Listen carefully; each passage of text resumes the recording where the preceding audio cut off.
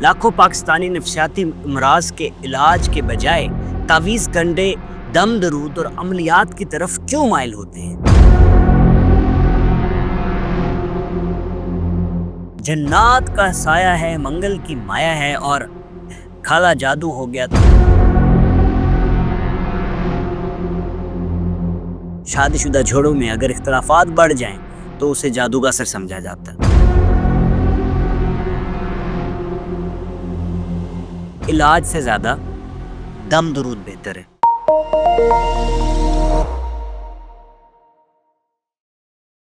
بسم اللہ الرحمن الرحیم۔ السلام علیکم ناظرین، میں ہوں آپ کا ہوسٹ، آپ کا دوست ڈاکٹر سمر حمدان۔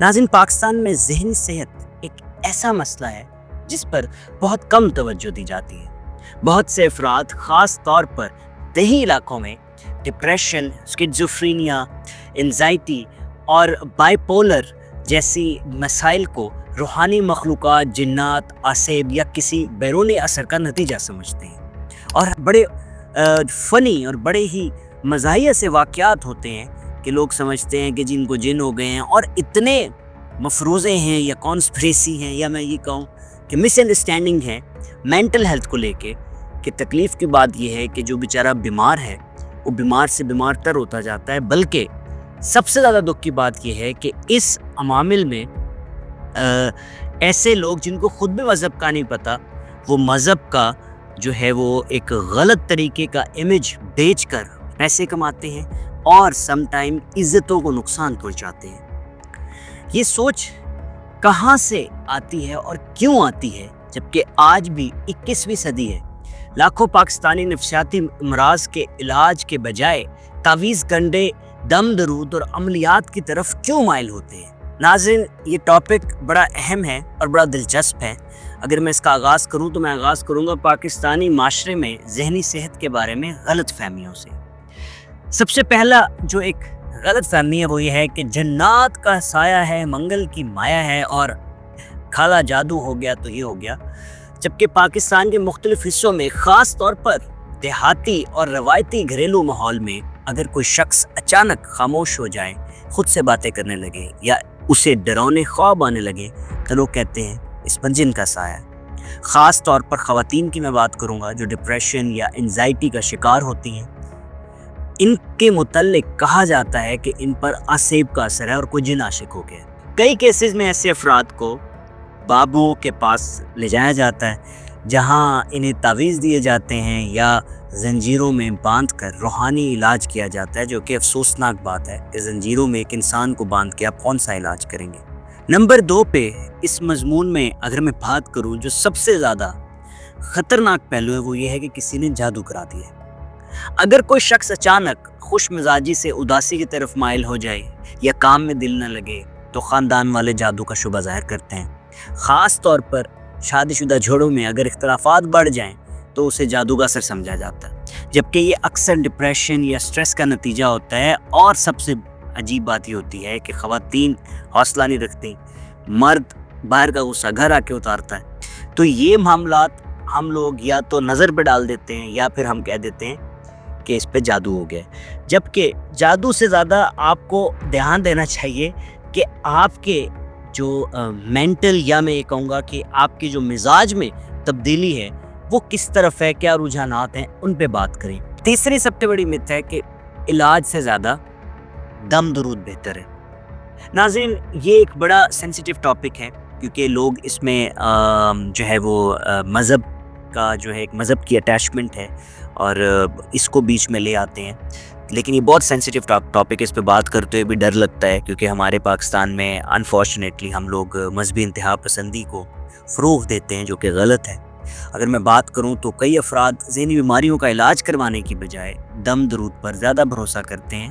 اس کی وجہ یہ ہے کہ مولویوں، پیروں، عملیات کرنے والے افراد سے رجوع کیا جاتا ہے کیونکہ وہ اس طرح کا منجن بیچتے ہیں، اور جو اکثر سائنس سے لا علم ہوتے ہیں، جس کا سب سے بڑا دکھ یہ ہے کیونکہ ان کو یہ سمجھ ہی نہیں ہوتی کہ اس کو کوئی مینٹل بیماری بھی ہو سکتی ہے۔ وہ ہر چیز کا ملاپ کسی ایسی چیز سے ہی جا کے ملاتے ہیں جو یا تو اسی طرح کی ہے، عملیات والی ہے یا کالا جادو ہے یا اس ٹائپ کی چیزیں ہیں، جبکہ سم ٹائم ایشو صرف اور صرف چھوٹے کسی کو انزائٹی یا کوئی ایسا مسئلہ جس کو بیٹھ کے بات کر کے حل کیا جا سکے ایسا ہوتا ہے. اگر وہ نہیں حل ہو رہا ہوتا تو ایک آپ کو پتہ ہے فریکوینٹ ایپیسوڈز کی وجہ سے انسان جو ہے وہ خاموشی یا ڈپریشن یا انزائٹی میں چلا جاتا ہے. اگر میں بات کروں پاکستان میں کتنے ڈاکٹر موجود ہیں تو صرف 500 ماہر نفسیات پورے ملک میں موجود ہیں، جبکہ مریضوں کی تعداد 4 کروڑ سے زیادہ ہے. 4 کروڑ یہ بہت بڑا فگر ہے. اور دکھ کی بات یہ ہے کہ ان کو وہ جو 500 ڈاکٹر ہے اس تک پہنچنا اتنا مشکل ہے، کیونکہ کئی ڈاکٹر میں بھی جانتا ہوں جن کو پاکستان میں ہمارے جو بہت زبردست سائیکائٹرسٹ ہیں، سائیکالوجسٹ ہیں، لیکن ان کے پاس اپوائنٹمنٹس ہی نہیں ہیں، کیونکہ آلریڈی یہ لوگ بہت کم ہیں اور لوگ گھبرا کے جاتے ہی نہیں اس فیلڈ میں کہ یار ہمیں لوگ کہیں گے پاگلوں کا ڈاکٹر بن گیا ہے. اور پھر دکھ کی بات یہ ہے کہ جب کوئی ڈپریشن میں ہوتا ہے اس کو بھی نہیں لے کے جاتے ڈاکٹر کے پاس کہ یار اس کو پاگل ڈکلیئر کر دیا جائے گا اور کہے گا تو پاگل ہے. تو وہ یہ دکھ کی بات ہے کہ یار آپ بجائے کہ اس کو سپورٹ کریں، اس کو لے کے جائیں تاکہ وہ اپنا علاج کرائے یا اس کا وقت پر علاج ہو سکے، اور آپ اس ڈر سے آپ اس کو لے کے نہیں جاتے کہ لوگ کیا کہیں گے. لوگ تو تب بھی کہیں گے جب وہ بیمار ہے. تو بہتر ہے کہ آپ اس کو لے جائیں اور یہ باتیں سن لیں، اور اس کا نتیجہ یہ ہوگا انشاءاللہ کہ وہ ٹھیک ہو جائے گا، صحت یاب ہو جائے گا، اور صحت یاب ہو کے لوگوں کو ایجوکیٹ کرے گا کہ بھائی ڈاکٹر کے پاس جاؤ، ایسے مسائل میں پیر فقیر اور بابوں کو چھوڑ دو. ناظرین، اس مضمون میں جو 5واں حصہ ہے وہ ہے روحانی علاج اور سائنسی طریقے میں فرق. ناظرین، یہ بڑا سینسیٹیو ٹاپک ہے. روحانی علاج کو میں مکمل طور پر غلط نہیں کہتا، نہ کہا جا سکتا ہے، کیونکہ دعا اور ذکر سے کچھ مریضوں کو ذہنی سکون ضرور ملتا ہے، بلکہ لوگ بہتر محسوس بھی کرتے ہیں. مگر اصل علاج جو سائنسی اصولوں پر مبنی ہے اس کو بھی آپ اپنے ساتھ جو ہے اپنے علاج کا حصہ بنائیں. یہ دونوں علاجوں کو لے کے چلیں تو آپ کو ضرور فائدہ ہوگا اور آپ بہتر جو ہے نتائج حاصل کر سکتے ہیں. لوگوں کو ذہنی امراض کی حقیقت کے بارے میں آگاہی جو ہے وہ دی جائے. مدارس اور اسکولوں میں نفسیاتی صحت کے بارے میں تعلیم دی جائے. جو کیمپنگ ہوتی ہے شوگر کی، بچوں کی ہیلتھ کی، پولیو کی، چابی کے ٹیکوں کی، نفسیاتی صحت کے اوپر جو ہے، یا آپ کہیں کہ کیمپنگ ہو یا میڈیکل کیمپس ہو یا اویئرنیس کیمپس ہوں، ان کو بڑھانے کی ضرورت ہے. ناظرین، نمبر 2 پہ ہے میڈیا اور سوشل میڈیا کا کردار. ناظرین، ہم آپ کے سامنے ہم کوشش کر رہے ہیں، آپ کو بھی مینٹل ہیلتھ پہ اویئرنیس دے رہے ہیں. ہمارا چھوٹا سا چینل ہے، انشاءاللہ ہم گرو کر رہے ہیں. آپ کی محبت کے ساتھ ساتھ آپ سبسکرائبرز بڑھ رہے ہیں، آپ لوگ آ رہے ہیں، سبسکرائب کر رہے ہیں، پیار دے رہے ہیں.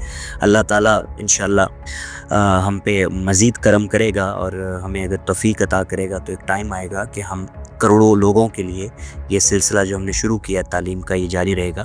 ناظرین، تیسرا ہے حکومتی پالیسیز.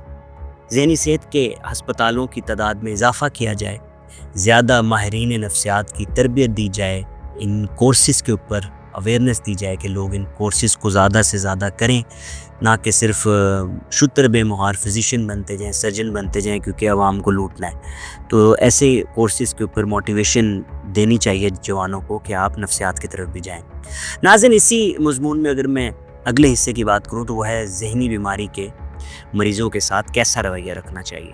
ناظرین، ہمدردی کریں ان کے ساتھ، مذاق نہ بنائیں، انہیں سنیں، خاموش نہ کرائیں. طبی ماہرین سے رجوع کرنے سے ان کی مدد کریں. انہیں روحانی علاج پر مجبور نہ کریں بلکہ حقیقی مدد فراہم کریں. سب سے زیادہ ضروری جو مجھے دکھ ہوتا ہے، کوئی بندہ ڈپریشن اینزائٹی کا ذکر کرتا ہے تو آپ آ کے شروع دیں، بس جی آپ نمازیں پڑھنا شروع کر دیں، آپ روزہ.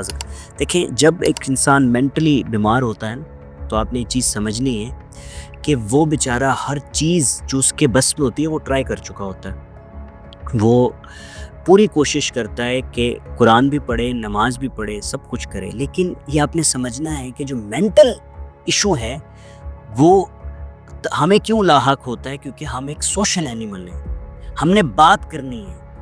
جب وہ پھر عبادت بالکل کرے، اس کو ایفیکٹ ہے، سکون ملتا ہے، لیکن تب بھی اس کو ضرورت ہے بات کرنے کی، کیونکہ جب وہ نماز پڑھتا ہے، اپنے غم کو اکیلے اللہ تعالیٰ سے باری باری ذکر کرتا ہے تو وہ مزید ڈپریشن کا شکار ہوتا ہے. کیونکہ دیکھیں، اللہ تعالیٰ بہتر حکمت عملی بنانے والا، ہمارے لیے کیا اچھا ہے کیا نہیں وہ ہم سے بہتر جانتا ہے. ہم کچھ چاہتے ہیں کہ یہ ہو جائے، وہ نہیں ہو رہا، ہم پریشان ہیں. اب اس کے اوپر اب ہم پریشان ہیں کہ یار یہ ہو نہیں رہا، میں تو نمازی بھی پڑھ رہا ہوں، تو میں اور ڈپریشن میں چلا جاؤں گا کہ یار یہ تو ہو نہیں رہا، مایوسی ہوگی. اس کا یہ ہے کہ میں بات کروں، میں کسی سے بات کروں، مجھے کوئی بتائے کہ دیکھو جی آپ چاہ رہے ہو کہ آپ ٹام کروز بن جاؤ تو آپ نہیں بن سکو گے، تو آپ اپنی امید کم کر لو. اللہ بہتر جانتا ہے آپ کہاں بیٹھو گے.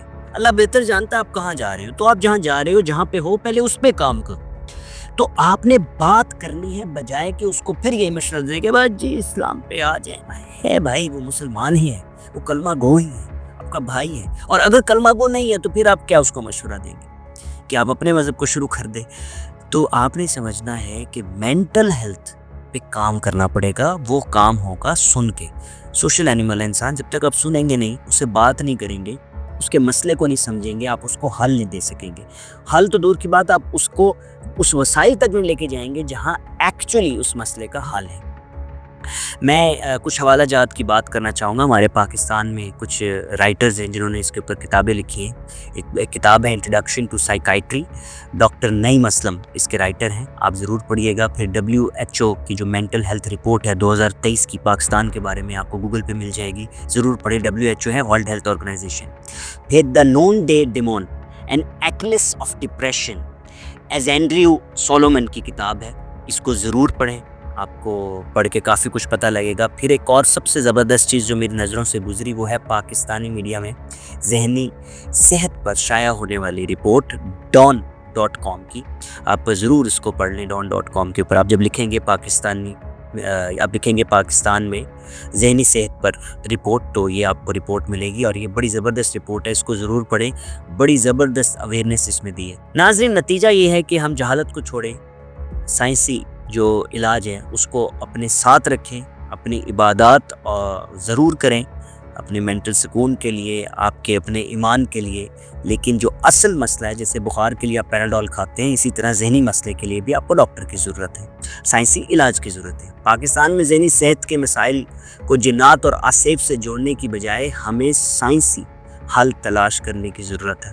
مذہب اور سائنس ایک دوسرے کے مخالف نہیں، بلکہ ایک دوسرے کے معاون ہو سکتے ہیں۔ ذہنی بیماری ایک حقیقت ہے ناظرین، اور اس کا حل تعویذ یا عملیات نہیں ہے، بلکہ نفسیاتی معالج اور سائنسی علاج ہے۔ ہمیں آگاہی پیدا کرنی ہوگی تاکہ ہمارا معاشرہ ترقی کی راہ پر گامزن ہو سکے، اور یہ مسئلے کم ہوں، اور جب مسئلے کم ہوں گے تو آپ زیادہ فوکس ہوں گے اپنے کام پہ، چوکس اور فوکس ہوں گے۔